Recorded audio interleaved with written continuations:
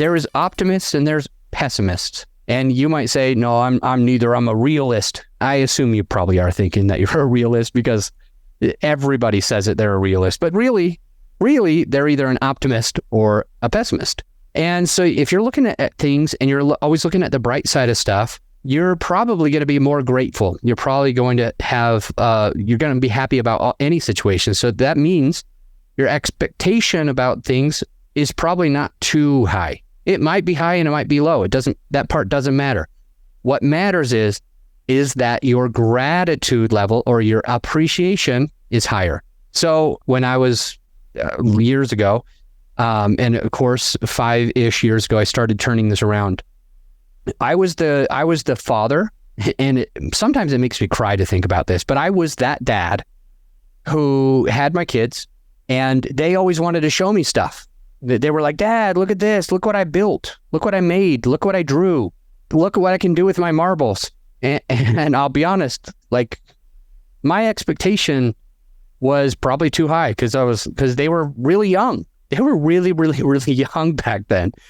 And I was like, okay, you put a piece of wood on and the marble just rolls off and you think that's cool?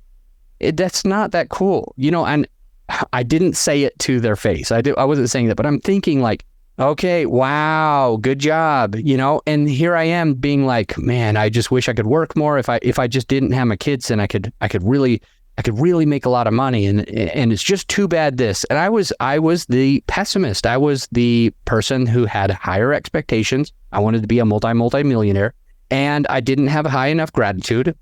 I thought my kids were holding me back.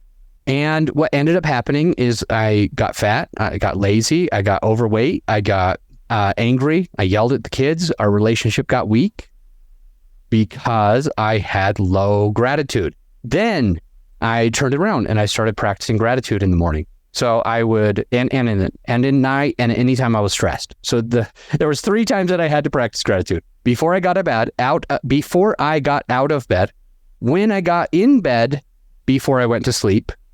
And a lot of people do this with prayer. Now, I don't pray, but I try to express gratitude. I try to have a relationship with God or the universe or nature or many gods or who knows, but I try to spend that time to be grateful. And so in 5-ish years ago, as I record this, I came to a day that somebody said, you need to start practicing gratitude. And I did. And then my relationship got better and everything else got better. My health got better. I started making more money, etc. The points that we're trying to make is I need you to also turn your expectation into appreciation. Because when you do that, you're going to have a better chance of actually being happy. And if you're happy, what's going to happen? Your health will be better. Your relationships will be better. Your business will be better. And your podcast will be better. So this doesn't only apply to your podcast. This doesn't only apply to yourself. This applies to all of the family that you're around, all of the relationships that you have, business relationships, loving relationships, romantic relationships, family relationships. It's going to increase that because you express some gratitude. Now, I'm not saying that you're going to turn into this optimist that's always being like, oh, everything's great all the time. I'm not saying you have to be like unreal about it.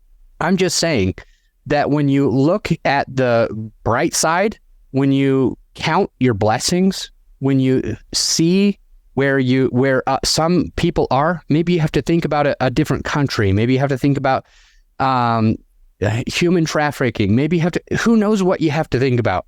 You have a ton of things that you should be very, very grateful for. And when you bring your gratitude level above your expectation level, everything else will fall into line.